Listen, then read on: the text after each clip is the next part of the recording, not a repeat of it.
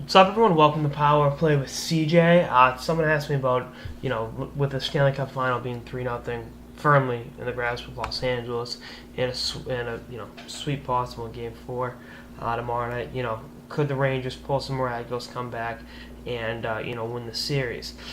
Not gonna happen. I know you can say, well, LA came back 3-0 against San Jose. Yeah, that was the San Jose Sharks. It was kind of is what it is.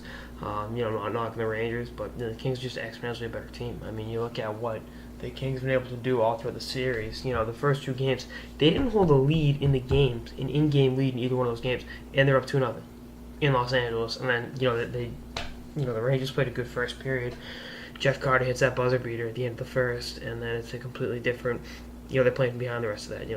The complexity of the game, situation changed. And that was a huge reason why the Kings were able to play with a lead for the first time in forever, and really be in the driver's seat and establish the tempo, and push it and really push the Rangers around from start to finish. I think they've played 3 really good games. I think the inconsistencies at the starts of games 1 and 2 are the reason they're trailing early. But with their talent and the way they play within their system, those deficits are nothing for them. For as much of a defense first system they have, Anze Kopitar and Justin Williams, guys like that. Obviously Carter, Gaborik. You can sit here and write off names all day. With Drew Doughty on the back end, can really create offense. Timely. Really just change the situation in the game with one rush, the outlook of a particular game, with 1-2-on-1, because they get the speed and the talent to do that. But, the Rangers, I think they're going to get swept. I think tomorrow night the Kings come in, sweep them, and I'll take the cup back to Hollywood with them, because that's just the way it's shaken up. And, the Kings are built for playoff success. I mean, they've been the Stanley Cup Final twice in the last 3 years. They're on the pace to winning their second cup in 3 years. Western Conference Final last year. They kind of sleepwalk through the regular season.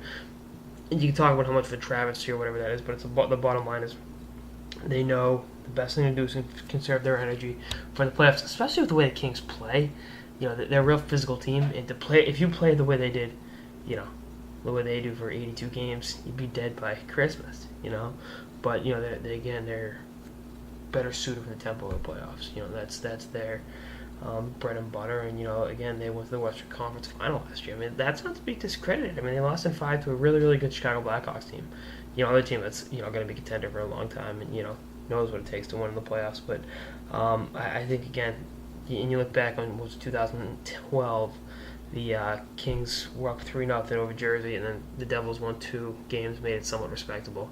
Then the Kings went back to Los Angeles and won in 6.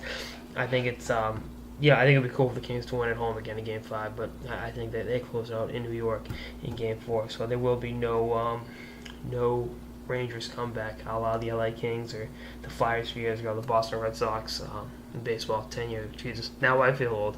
That the Red Sox first World Series in 86 years was 10 years ago. But anyway, that's what got this episode of the Power Play with CJ on can the Rangers come back, or the predictions for Game 4.